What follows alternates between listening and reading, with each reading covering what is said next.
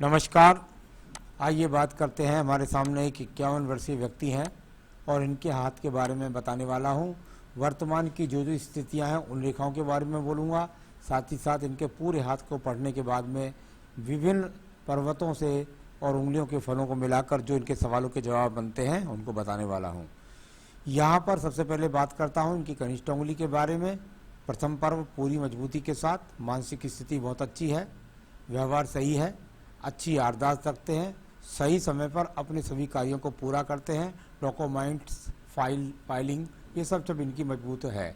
यहाँ पर व्यवहार भी बहुत सुंदर है और कुल मिलाकर जो धन के आगमन है वो भी कुल मिलाकर ठीक है। थोड़ी माइनस रेखा लग जाती है तो खर्च ज़्यादा बढ़ जाता है, तो बस इतना कह सकते हैं। यहाँ पर बात करूँगा मैं इसकी सूर्य की उंगली के बारे में। सूर्य की उंगली इनके जीवन में यश मान सम्मान को बताएगी। यदि मैं इनकी उंगलियों पर थोड़ा देखता हूँ तो चारों उंगलियों पर मुझे चक्र की शक्ल दिखाई देती है।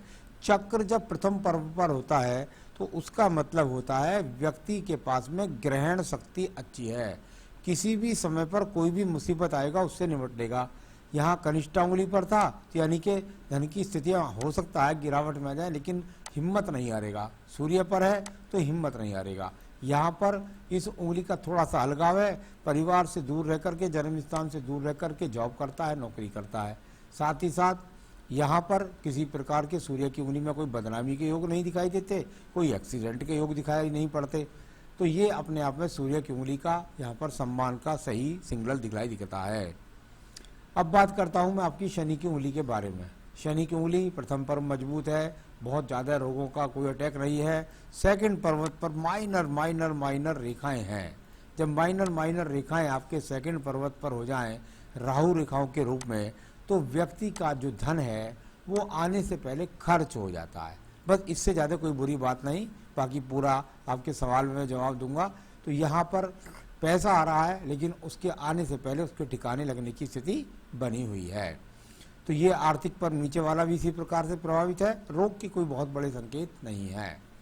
आइए बात करता हूँ मैं आपकी बृहस्पति की उंगली के बारे में।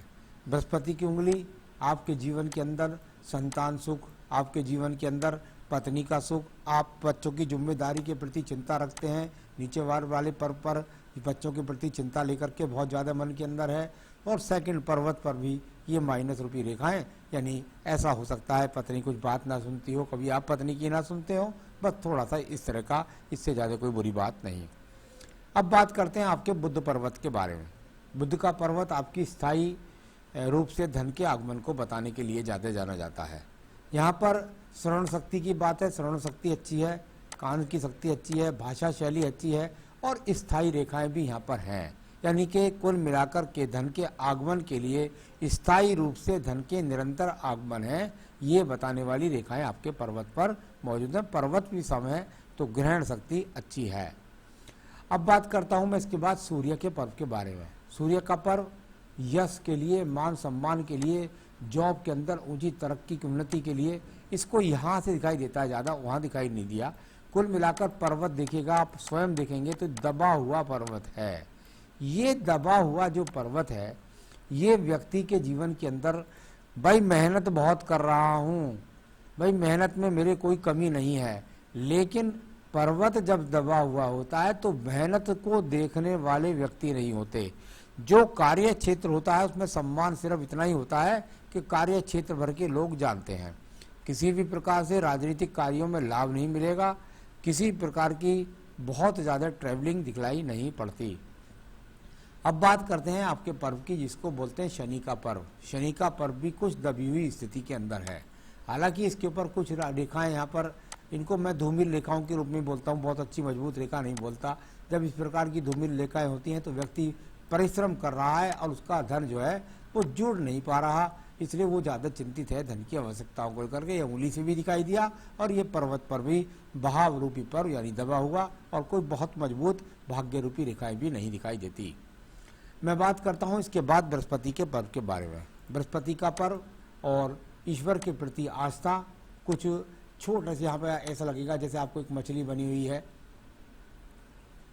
इधर एक छोटी सी मछली का स्वरूप, यहाँ बीच में, ये अपने आप में व्यक्ति के जीवन में इस बात को बताता है संतान में पूर्ण संतति प्राप्त होगी, आपके जीवन की जो आवश्यकताओं में आपका मकान अवश्य आपके पास होगा, और साथ ही साथ ईश्वर की भक्ति और भगवान के प्रति आस्था, दान पुण्य भी अपनी हैसियत के हिसाब से करना, यानी कुल मिलाकर धर्म कर्म और साथ ही संतान संतति सब चीज़ों से संपूर्ण आपका ये हाथ है। अब बात करता हूँ मैं यहाँ पर आपकी हृदय रेखा के बारे में। हृदय रेखा व्यक्ति की मनोस्थिति को बताती है। मनोस्थिति को हृदय रेखा जब बताती है तो इसका मतलब होता है कि मन का स्थिति क्या है, हृदय की स्थिति क्या है। हृदय के अंदर बिल्कुल कोई किसी प्रकार की परेशानी नहीं।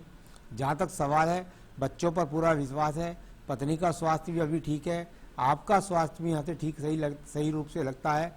बस थोड़ी सी एक रेखा जब टच करती है ये मंगल पर्वत से आकर के, तो पत्नी के साथ थोड़ा सा टकराव जब होता है तो ठीक से होता है। तो कुल मिलाकर इतना आप कह सकते हैं, लेकिन वो क्योंकि त्रिभुज रूप में ज़्यादा बन रहा है, उसका प्रभाव यहाँ पर पत्नी के साथ से संबंध खराब में ज़्यादा नहीं माना जाएगा। तो हृदय रेखा अपने आप में ठीक है। हृदय से संबंधित लोगों से आप अपने आप में जीवन में संतुष्ट हैं। अब बात करते हैं हम आपके यहाँ पर मंगल निम्न पर्व की। निम्न मंगल पर्व और निम्न मंगल पर्व को यदि मैं देखा हूँ तो उथला है, उठा हुआ है। उठा हुआ है यानी संघर्ष करते हैं, यानी मेहनत करते हैं, यानी कर्म करते हैं, यानी कर्म करने की भावना है।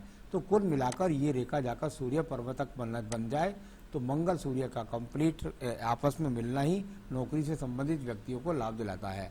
कुल मिलाकर ये अच्छे संकेत यहाँ पर हैं जो कर्म रूप से पूरी तरीके से मजबूती के साथ में मौजूद हैं। चलिए बात करते हैं आपकी बुद्धि रेखा के बारे में। बुद्धि रेखा और शुरू में त्रिकोणात्मक चिन्ह के साथ उठ करके चली और थोड़ा सा आगे जाकर ढलवा हो गई, हल्की सी ढलवा हो गई। हल्की सी ढलवा होना का फर्क क्या हो जाता है आपके जीवन में बताता हूँ। जब हल्की सी ढलवा रेखा हो जाए तो व्यक्ति कभी कभी बहुत ज़्यादा घबरा जाता है। बस थोड़ी देर के लिए, इस बहुत ज़्यादा बड़ी बात नहीं, बहुत थोड़ी सी देर के लिए ऐसा उसके मन में विचार आ जाता है और तुरंत पॉजिटिविटी के साथ वो वापसी करता है और वापसी करके अपने आप को संभाल जाता है।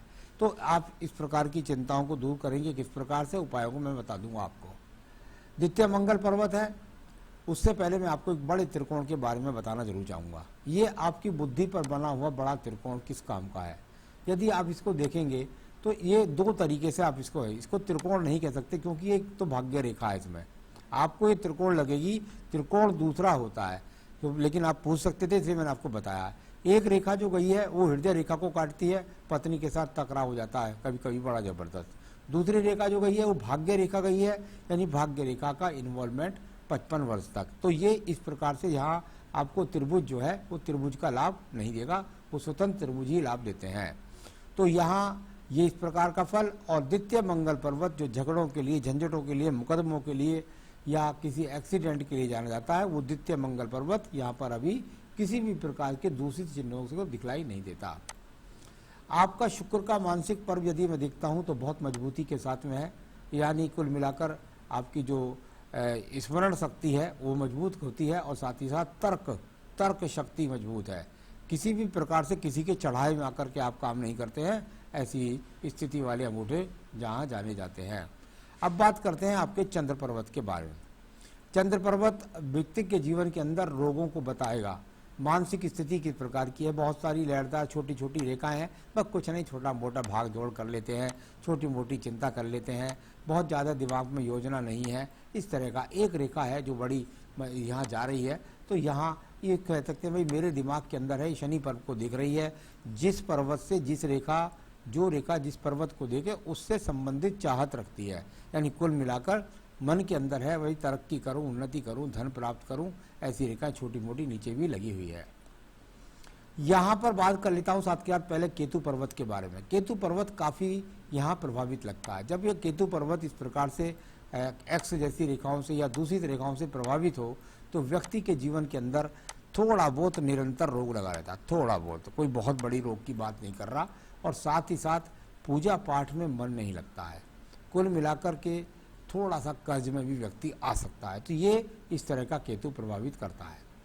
यहाँ पर एक पंखड़ी जैसी आपको दीप जैसा दिखाई देगा, जो आपका, इसको हम स्वास्थ्य रेखा के रूप में ज़्यादा कह सकते हैं। अभी ये इस प्रकार का कोई संकेत नहीं करता कि किसी व्यापार से आपको ज़्यादा लाभ दिलाए या किसी प्रकार के कोई स्वास्थ्य में ज़्यादा खराबी को दिखलाए, ऐसा इस पर रेखा का, स्वास्थ्य रेखा का यहाँ पर संबंध है। तो ये शुक्र पर्व से चंद्र पर्वत को देखने वाली रेखा अच्छे संसाधन चाहता है, कौन नहीं चाहता, वो रेखाएं इस तरह बोली जाती हैं। यहाँ पर बात करूंगा मैं आपके संसाधन के पर्व शुक्र पर्व के बारे में।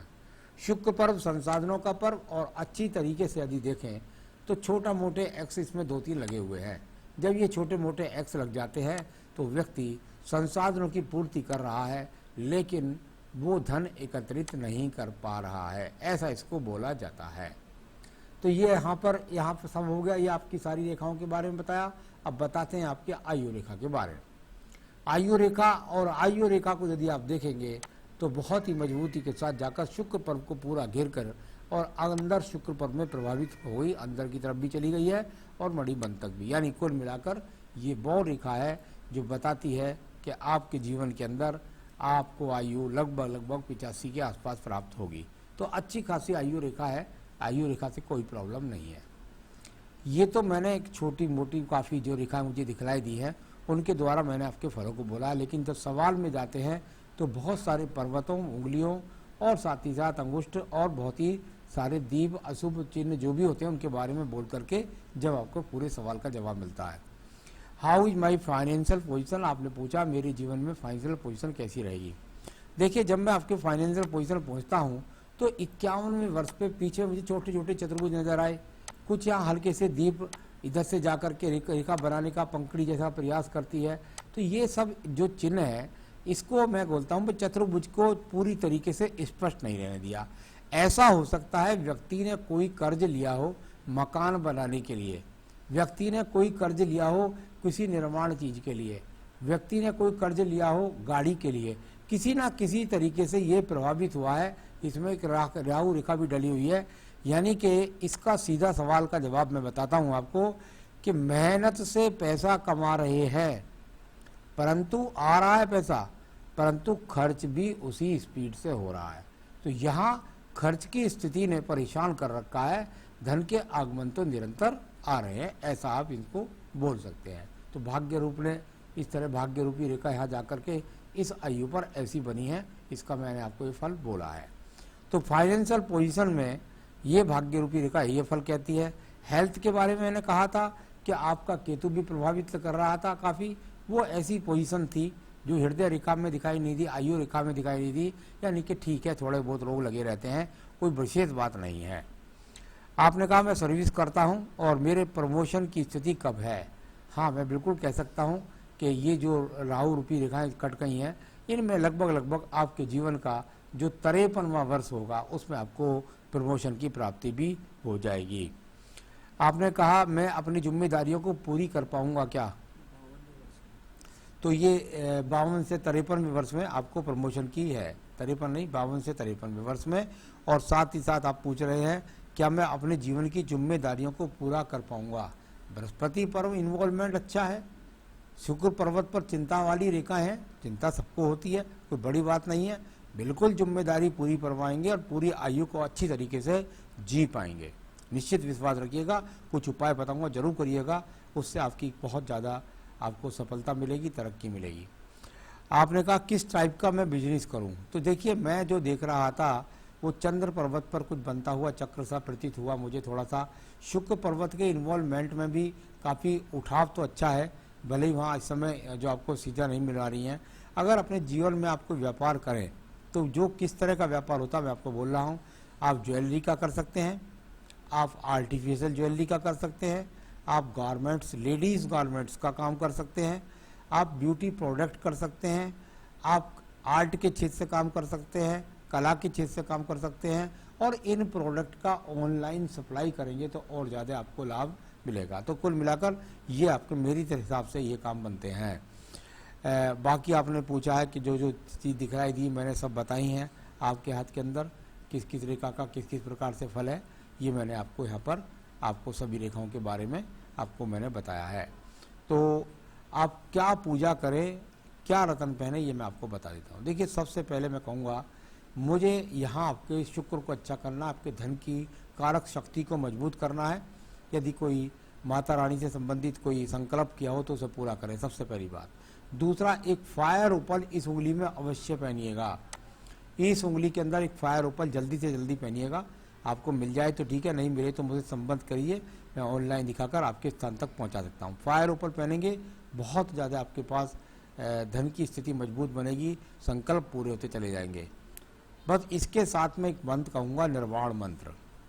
दुर्गा सप्तशती का सबसे मजबूत मंत्र है, जिसकी आप निश्चित रूप से, क्योंकि आपके शुक्र को मजबूत करना है, इसकी 5 माला अगर करेंगे तो बहुत बढ़िया रहेगा, बहुत जल्दी हो जाएगी। ओम ऐं ह्रीं क्लीं चामुंडाय विचे, ओम ऐं ह्रीं क्लीं चामुंडाय विचे, इसकी 5 माला का आप रोजाना जाप करें। बस देखिए आपके जीवन में आप तरक्की उन्नति को प्राप्त करेंगे। नमस्कार।